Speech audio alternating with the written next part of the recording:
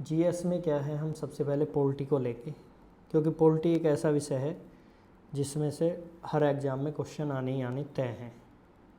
ये कन्फर्म है कि पॉलिटी से क्वेश्चन आएंगे। इसमें सबसे पहले हम आज पॉलिटी का चैप्टर 1 स्टार्ट करेंगे। चैप्टर वन में क्या है, संविधान सभा। संविधान सभा को हम स्टार्ट करेंगे आज। और संविधान सभा बहुत इम्पोर्टेंट है, क्योंकि एक तो स्टार्टिंग करती है पॉलिटी की, इसको समझना आपको बहुत ज़रूरी है। दूसरी बात ये है कि इसमें से क्वेश्चन आना तय है। ठीक है, तो शुरू करते हैं। आइए, संविधान सभा जो है, सबसे पहले संविधान सभा का जिक्र अगस्त 1940 में किया गया। अगस्त 1940 में किया गया, जिसका नाम था अगस्त प्रस्ताव। इसको अगस्त प्रस्ताव भी बोलते हैं। इसका नाम था अगस्त प्रस्ताव। उसमें अंग्रेजों ने कहा कि भारतीयों के लिए एक संविधान सभा होगी जिसमें मुख्यतः भारतीय होंगे। अब समझिए, मुख्यतः, जो मुख्यतः वर्ड था, इससे हमें बहुत प्रॉब्लम थी। मुख्यतः भारतीय होंगे का क्या मतलब है? इसका मतलब इसमें अंग्रेज भी होंगे, और हम नहीं चाहते थे कि भारतीय संविधान सभा जो बने उसमें अंग्रेज हों, तो इसलिए हमने उसको स्वीकार नहीं किया। फिर संविधान सभा का गठन कैसे हुआ? संविधान सभा का गठन, आप लोगों से मेरी एक रिक्वेस्ट है कि पेन और कॉपी साथ में रखें। मैं बिल्कुल शॉर्ट नोट्स बनवाऊंगा, वो आपके बहुत काम आएंगे लाइफ टाइम। शॉर्ट नोट्स बनाएंगे, मतलब जो बिल्कुल इम्पोर्टेंट चीज़ है वही लिखेंगे, जिन्हें शॉर्ट नोट्स के नाम से जाना जाएगा। फिर उन्हें आप केवल रिवाइज करते रहो, वो बहुत अच्छे क्वेश्चन उसमें से फंस जाएंगे आपके एग्जाम में। तो संविधान सभा का गठन जो है कैबिनेट मिशन योजना के तहत हुआ। क्या बोलते हैं उसको? Cabinet mission. कैबिनेट मिशन योजना बोलते हैं उसको। इसको लिख लो आप, इसको नोट कर लो, कैबिनेट मिशन। संविधान सभा का जो गठन हुआ वो कैबिनेट मिशन योजना के तहत हुआ। इसमें 3 लोग थे। कैबिनेट मिशन जो इंडिया में आया उसमें 3 लोग थे। वो 3 लोगों के नाम जो है इम्पोर्टेंट है, वो कई बार एग्ज़ाम में आए हैं, उन्हें पक्का पूछता है। नंबर 1 इसमें पैथिक लॉरेंस। नंबर 1 आदमी जो था उसका नाम था पैथिक लॉरेंस। 2 Stafford Cripps. और तीसरा जो था A.B. अलेक्जेंडर।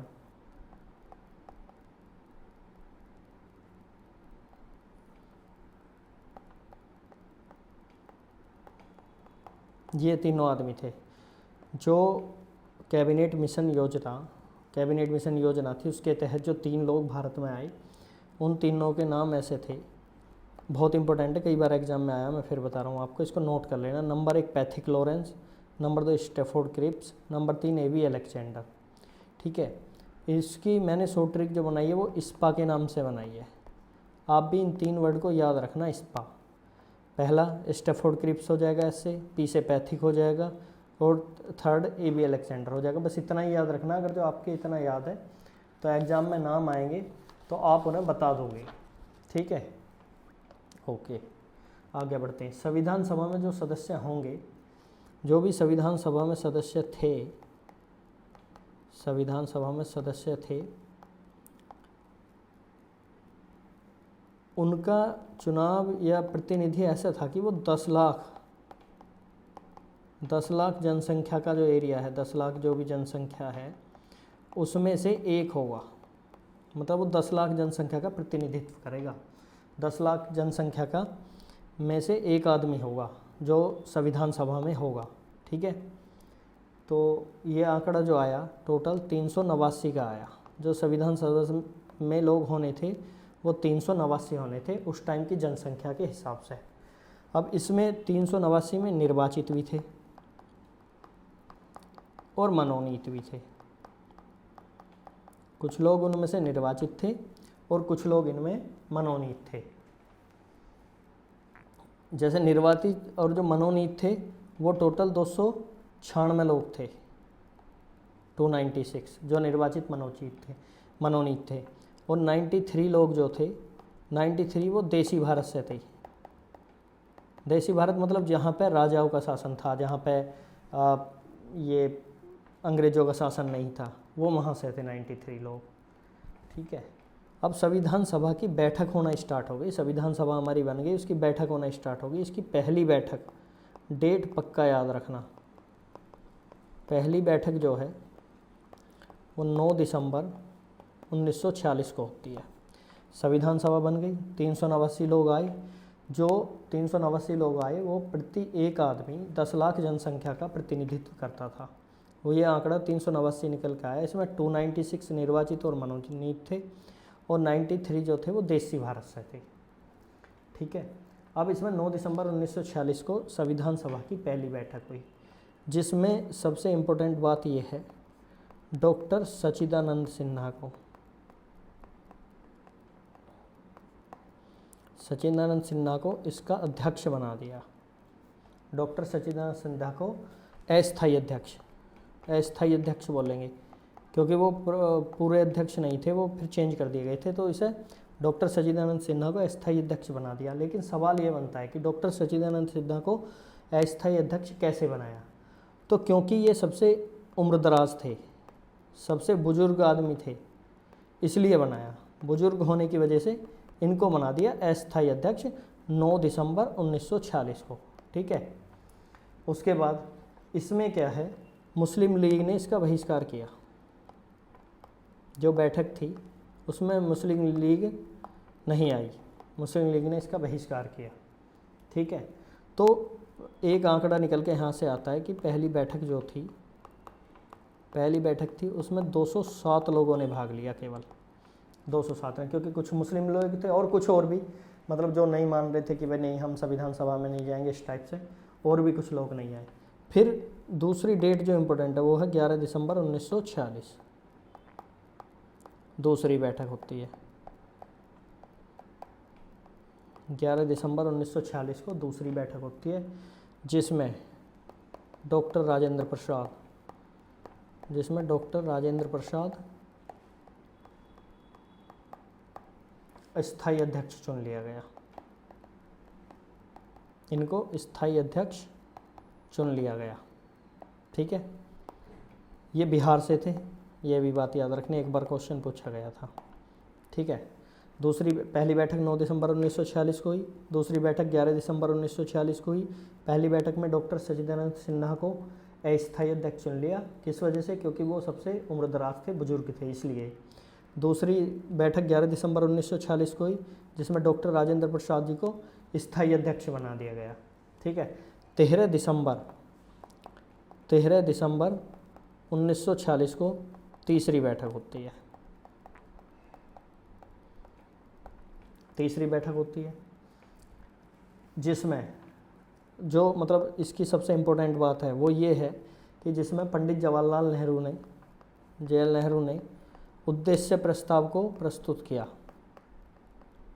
ये बात याद रखने वाली है, ये बहुत इंपॉर्टेंट है, कई बार क्वेश्चन में आया उद्देश्य प्रस्ताव, इसको याद रख लेना आप।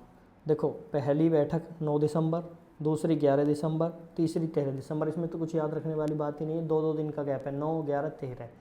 पहली में आपको सबसे इम्पोर्टेंट बात यही याद रखनी है कि डॉक्टर सच्चिदानंद सिन्हा को अस्थायी अध्यक्ष बना दिया क्योंकि वो सबसे बुजुर्ग थे। दूसरी बैठक हुई तो डॉक्टर राजेंद्र प्रसाद को स्थायी अध्यक्ष चुन लिया गया। ठीक है, वो बिहार से थे। तीसरी बैठक हुई तो उसमें पंडित जवाहरलाल नेहरू ने उद्देश्य प्रस्ताव प्रस्तुत किया। ठीक है, जो उद्देश्य प्रस्ताव है इसको ही प्रस्तावना का आधार माना जाता है, ये बात ध्यान रखना, इसलिए इम्पोर्टेंट है, प्रस्तावना का आधार माना जाता है इसको। मतलब प्रस्तावना जो है हमारे संविधान की, जो प्रस्तावना है, जो स्टार्टिंग हमारे संविधान की है, वो जो डॉक्टर पंडित जवाहरलाल नेहरू ने 13 दिसंबर 1946 की तीसरी बैठक में उद्देश्य प्रस्ताव रखा था, वो वहीं से आई। ठीक है, लेकिन उस दिन इसको स्वीकार नहीं किया गया। इसको आपको याद रखना है 22 जनवरी 1947, ये डेट याद रखनी है। इस दिन उद्देश्य प्रस्ताव को स्वीकार किया गया। रखा कब गया था आप याद रखना, 13 दिसंबर 1946 को रखा, 13 दिसंबर 1946 को रखा और 22 जनवरी 1947 को स्वीकार किया गया। ठीक है। संविधान का जो प्रारूप है, अब आगे चलते हैं, जो संविधान का प्रारूप है, संविधान का जो प्रारूप है वो BN राव, ये नाम बहुत इंपॉर्टेंट है, इसको याद रखना, BN राव ने तैयार किया था। इनको नोट कर लेना सबको, जो जो मैं यहाँ लिख रहा हूँ वो सब नोट कर लेना, बिल्कुल आपका छोटा सा नोट्स, बिल्कुल शॉर्ट नोट्स तैयार हो जाएगा 1-2 पेज का। और प्रस्तावना में से जितने भी क्वेश्चन आते हैं पक्का मतलब 99% इसमें से फंस जाएंगे। आपको बहुत ज़्यादा पढ़ने की ज़रूरत नहीं है, मैं बिल्कुल आप समझ लो क्रीम पढ़ाऊँगा, क्रीम निकाल के रखूँगा आपके लिए, वही उसी में से क्वेश्चन आ जाएंगे सारे। तो संविधान का प्रारूप जो है BN राव ने तैयार किया, ठीक है। एक प्रारूप समिति बनाई गई, एक प्रारूप समिति बनाई गई, प्रारूप समिति बनाई गई जिसमें टोटल सदस्य थे 7। इस प्रारूप समिति को क्यों बनाया गया? प्रारूप समिति को इसलिए बनाया गया, जो संविधान का प्रारूप है जो BN राव जी ने तैयार किया है, तो उसका एनालाइज करना था इस समिति को, जिसमें 7 सदस्य थे। अब इसमें से क्वेश्चन पक्का फंसता है, ठीक है। ये ड्राफ्टिंग कमेटी भी बोलते हैं इसको, या यूँ बोल दो ड्राफ्टिंग कमेटी, ठीक है। ड्राफ्टिंग कमेटी बोल दो, प्रारूप समिति बोल दो, पांडुलेखन समिति भी बोलते हैं, एक वर्ड ये भी आता है हिंदी में, पांडुलेखन समिति। इसमें 7 सदस्य थे। इसमें क्वेश्चन ये फंसता है कि जो 7 सदस्य थे उनके नाम कई बार पूछता है आपसे। तो जो प्रारूप समिति बनाई गई, जो BN राव जी ने प्रारूप दिया, तैयार किया था संविधान का, उसका एनालिसिस इसको करना था।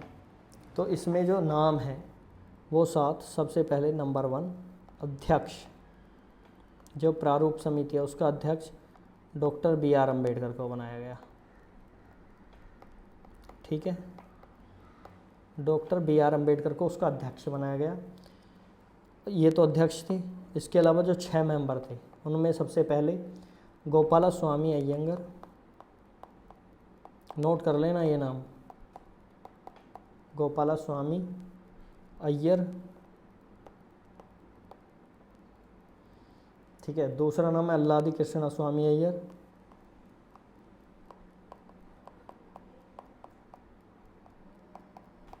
अल्लादी कृष्णा स्वामी Iyer.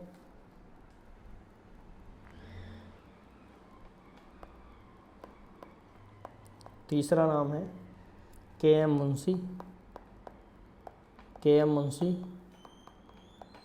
Kanhaiyalal Maneklal Munshi. Fourth name Mohammad Saadulla, MD Saadulla. Fifth name BL Mitra. ये चेंज हो गए थे, N माधवराव इनकी जगह आए थे, ये भी याद रखना, N माधवराव इनकी जगह आए थे। और 6 और last DP Khaitan, DP Khaitan ये थे, लेकिन इनकी मृत्यु हो गई थी बीच में ही, तो इनकी जगह TT कृष्णाचारी को सिलेक्ट किया था फिर, TT कृष्णाचारी। जो प्रारूप समिति थी उसमें 7 आदमी थे टोटल, ठीक है, टोटल 7 मेंबर्स थे। उसके जो अध्यक्ष थे डॉक्टर BR अम्बेडकर को बनाया गया। उनके जो बाकी 6 सदस्य थे वो थे नंबर 1 गोपाला स्वामी अय्यर, अल्लादी कृष्णा, KM मुंशी, मोहम्मद सादुल्ला, BL मित्र। उनकी जगह फिर बाद में N माधव राव आ गए थे, इनकी तबीयत खराब हो गई थी शायद। और छठे DP खैतान साहब जिनकी मृत्यु हो गई थी बीच में, उनकी जगह है TT कृष्णाचार्य, ठीक है। तो ये थी प्रारूप समिति। इनका काम मैंने आपको बता दिया, जो BN राव जी ने प्रारूप तैयार किया था उसका एनालिसिस करना था। अब इसमें कुछ और इम्पोर्टेंट क्वेश्चन है जो प्रस्तावना से पूछे जाते हैं। उसमें ये है कि महिलाओं को लेकर क्वेश्चन पूछा जाता था। संविधान सभा में जो महिलाएं थी उनको लेकर क्वेश्चन पूछा जाता है पक्का, कई एग्जाम में कई बार क्वेश्चन आया है। जो पहली बैठक हुई थी, पहली बैठक आपको तो डेट लिखी ली है 9 दिसंबर 1946 को, उसमें 9 महिलाओं ने भाग लिया, ये बात याद रखना। पहली बैठक जो हुई थी संविधान सभा की 9 दिसंबर 1946 को, उसमें केवल 9 महिलाओं ने भाग लिया था। वैसे संविधान सभा में टोटल, संविधान सभा में टोटल 15 महिलाएं थी। टोटल कितनी महिलाएं थी? 15, ठीक है। उनमें एकमात्र मुस्लिम महिला थी, उनका नाम कई एग्जाम में आया है। एकमात्र मुस्लिम महिला कौन थी संविधान सभा में? तो उनका नाम है बेगम अय्याज रसूल। बेगम अय्याज रसूल, समझ गए? इसको नोट कर लेना। टोटल महिलाएं जो थी संविधान सभा में वो 15 थी। पहली बैठक में केवल 9 महिलाओं ने भाग लिया और उनमें एकमात्र मुस्लिम महिला थी जिनका नाम क्या था? बेगम अय्याज रसूल। इसको याद रखना, ठीक है।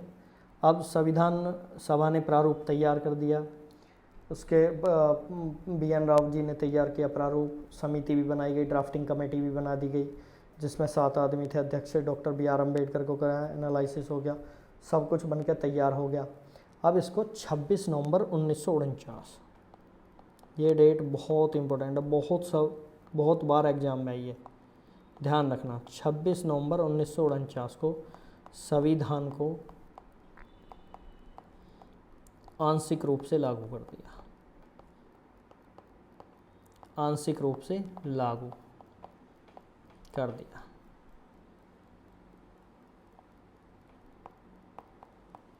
आंशिक रूप से लागू कर दिया। अब ये वर्ड समझ लेना, 26 नवंबर 1949 है, मैंने 1946 लिख दिया। 26 नवंबर 1949 को संविधान आंशिक रूप से लागू कर दिया गया। आंशिक रूप से क्यों लागू कर दिया जी? आंशिक रूप का क्या मतलब है? आंशिक रूप का ये मतलब है कि पूरा लागू नहीं हुआ, कुछ लागू हुआ। कारण क्या था? कारण मैं बताऊंगा, पहले ये बात याद रखो। 26 नवंबर 1949 को संविधान आंशिक रूप से लागू हुआ, इसीलिए प्रतिवर्ष 26 नवंबर को क्या, कुछ याद आया? विधि दिवस के रूप में मनाते हैं, याद रखना। इसीलिए प्रतिवर्ष 26 नवंबर को विधि दिवस के रूप में मनाते हैं। क्यों मनाते हैं विधि दिवस के रूप में 26 नवंबर को? क्योंकि 26 नवंबर 1949 को हमने संविधान आंशिक रूप से लागू किया था। आंशिक रूप का मतलब ये, हमने पूरा नहीं, केवल 16 अनुच्छेद, केवल 16 अनुच्छेद लागू किए थे। कारण क्या है? कारण मैं बता देता हूँ आपका इसका, क्योंकि पूरा तैयार था हमारा तो संविधान, तो उसे पूरा भी लागू कर सकते थे, फिर आंशिक रूप से क्यों लागू किया इसका मैं बताता हूँ आपको कारण। कारण है, बैक डेट में लेके जाऊँगा, लाहौर अधिवेशन 1929, इसको याद करो। लाहौर अधिवेशन, नोट कर लेना इसको, ये भी बहुत इंपॉर्टेंट है, हिस्ट्री में पढ़ लेना आप। लाहौर अधिवेशन 1929 दिसंबर महीना, एक लाहौर अधिवेशन हो रहा था कांग्रेस का 1929 में दिसंबर मंथ में। तो उसमें क्या हुआ, कांग्रेस ने ये तय किया, कांग्रेस ने ये कहा कि हम 26 जनवरी को स्वतंत्रता दिवस के रूप में मनाएंगे, स्वतंत्रता दिवस के रूप में मनाएंगे हर बार 26 जनवरी को। लाहौर अधिवेशन 1929 में हो रहा था दिसंबर महीने में, तो उन्होंने कहा 26 जनवरी को हम स्वतंत्रता दिवस के रूप में मनाएंगे, और उन्होंने 26 जनवरी 1930 को पहली बार इसे सेलिब्रेट भी किया। तो हमारा 15 अगस्त 1947 को देश आज़ाद हो गया, तो 15 अगस्त की भी एक महत्ता हो गई हमारे लिए, उसे भी हम सेलिब्रेट करते हैं। अब ये जो 26 जनवरी की डेट थी, हमारा संविधान हम आंशिक रूप से लागू कर दिया 26 नवंबर को, तो ये 26 जनवरी की इम्पोर्टेंस रखने के लिए, क्योंकि कांग्रेस ने ये तय कर लिया था उसी टाइम पे कि हम 26 जनवरी 1930 को स्वतंत्रता दिवस मनाया करेंगे। तो इसकी महत्ता को देखते हुए बाकी जो सारे बच गए थे अनुच्छेद, या बाकी पूरा संविधान जो बच गया था, वो हमने 26 जनवरी 1950 से लागू कर दिया। ठीक है, 26 जनवरी 1950 से, तो इसीलिए इसकी भी महत्ता रह गई। 26 नवंबर 1949 को हमने 16 अनुच्छेद लागू किए, फिर बाकी का जो बच गया था वो 26 जनवरी 1950 से हमने पूरा लागू कर दिया। ठीक है, अब इसमें कुछ और इम्पोर्टेंट बात है। ठीक है, इसमें कुछ और इम्पोर्टेंट बात ये हैं, जो इसमें इम्पोर्टेंट सवाल हैं, क्वेश्चंस जो आते हैं, वो ये है, एक बार तो टाइम पूछ लेता है कई बार कि जो संविधान सभा थी उसने संविधान का निर्माण करने में कितना टाइम लगाया। तो आपको ये याद रखना है, 2 वर्ष 11 माह और 18 दिन का टोटल समय लगा। ठीक है जी, कई बार ये सवाल आया हुआ है सवाल, या मतलब इसमें ऑप्शंस में कई बार ऐसे भी दे देता है लगभग 3 वर्ष। इसका भी ध्यान रखना, क्योंकि 12 दिन ही तो कम है 3 साल पूरे होने में। तो जो टाइम लगा उन्हें, जो एग्जैक्ट टाइम लगा वो 2 साल 11 महीने 18 दिन लगा, और इसको ऐसे भी बोल देते हैं लगभग 3 वर्ष लगा। अच्छा, टोटल अधिवेशन कितने हुए? टोटल अधिवेशन,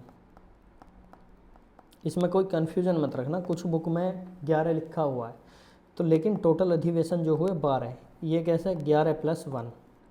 अब जैसे मतलब जो संविधान तैयार कर रही थी संविधान सभा, वो 11 अधिवेशन हुए, लेकिन जिस दिन लागू किया, आंशिक रूप से लागू किया 26 नवंबर को जब लागू किया, तो उस दिन भी तो एक अधिवेशन हुआ। तो अगर जो हम उस दिन को काउंट करते हैं तो टोटल 12 अधिवेशन मानते हैं। वैसे अगर जो मतलब जब तक तैयार किया तो 11 ही हुए, लेकिन बुक में 11 लिखा हुआ है, लेकिन इसका सही आंसर 12 ही है। टोटल अधिवेशन आपको 12 ही लिखना है। कई बार 1-2 एग्ज़ाम में पहले इसमें खर्च भी पूछा है कि जो संविधान सभा ने संविधान तैयार किया उसमें कितना पैसा हमारा खर्च हुआ, मनी के बारे में भी पूछता है कई बार। तो इसमें जो है कुछ ऐसा आंकड़ा है 63,96,729 रुपये टोटल लगे, मतलब लगभग 64 लाख रुपए। ठीक है, अब संविधान सभा सब तैयार, मतलब सब हो गया। संविधान सभा के बारे में 1-2 बात और याद रख लो जो कई बार एग्जाम में पूछ लेता है। संविधान सभा जो थी, जो संविधान सभा हमारी थी, वो 2 काम करती थी। नंबर 1, संविधान का निर्माण भी करती थी, संविधान का निर्माण करती थी। नंबर 2, संसद का कार्य भी करती थी, संसद का कार्य भी करती थी। ये क्यों बताया मैंने, मैं बताता हूँ आपको, देख लो। जैसे संविधान सभा थी, मान लो 2 सेशन उसके चलते होंगे, तो नंबर 1 तो वो संविधान का निर्माण करती थी उस टाइम पे। जब वो संविधान का निर्माण करती थी, उसके अध्यक्ष डॉक्टर राजेंद्र प्रसाद थे, वो लिखवा ही दिया आपको, फिर से लिख लो डॉक्टर राजेंद्र प्रसाद। ठीक है, 2 सेशन में काम करती होगी मान लो, तो जो 2 सेशन में काम करती होगी, जब वो संविधान का निर्माण करती थी तो उसकी अध्यक्षता डॉक्टर राजेंद्र प्रसाद करते थे। जब वो संसद का कार्य करती थी तब उसकी अध्यक्षता जीवी मावलांकर, गणेश वासुदेव मावलांकर, जीवी मावलांकर करते थे। ठीक है, क्योंकि देखिए ये संसद का कार्य करती थी, ये बात क्यों बताई गई है यहाँ पे, इसलिए बताई गई है। आप सोचिए ज़रा, जैसा कि आपको विदित भी होगा, आपने थोड़ा बहुत संविधान जैसे पहले पढ़ रखा होगा या पॉलिटी पढ़ी होगी, कई बुकों में लिखा आपने देखा होगा कि संसद की जो प्रथम बैठक हुई, संसद की प्रथम बैठक जो हुई वो 13 मई 1952 को हुई। ठीक है, जब संसद का निर्माण हुआ, सब कुछ हो गया, चुनाव हो गए, तो जो संसद की प्रथम बैठक थी वो 13 मई 1992 को हुई। जबकि आप पढ़ते होंगे बुक में प्रथम संविधान संशोधन, प्रथम संविधान संशोधन कब हुआ, आप सब लोगों ने पढ़ रखा है, 1951 में हुआ। तो जब संविधान सभा की प्रथम बैठक ही 13 मई 1952 को हो रही है, तो संविधान में प्रथम संविधान संशोधन 1951 में किसने कर दिया? और संविधान में संशोधन कौन कर सकता है? संसद कर सकती है। बैठक हो रही है मई 1992 में और प्रथम संशोधन हो गया 1951 में। तो ये जो प्रथम संशोधन हुआ ये किसने किया? ये उसी संविधान सभा ने किया जब वो संसद का काम करती थी। ठीक है, ये संविधान सभा ने किया जब वो संसद का काम करते थे।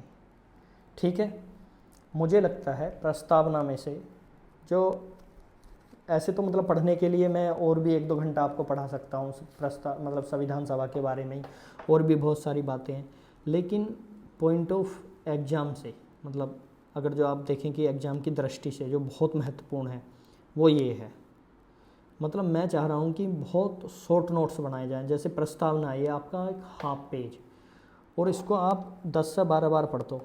मुझे लगता है अगर जो कहीं भी किसी भी एग्ज़ाम में संविधान सभा से कोई क्वेश्चन आ रहा होगा तो इसमें से फंस जाएगा पक्का। ठीक है, तो इसको ऐसे नोट्स तैयार कर लो, शॉर्ट नोट्स, बिल्कुल छोटा सा एक नोट्स बना लो, इसका मल्टीपल रिवीजन करो, पक्का क्वेश्चन फंस जाएगा आपका। ठीक है। आपने मुझे सुना, उसके लिए बहुत बहुत धन्यवाद। Next class next day. Thank you.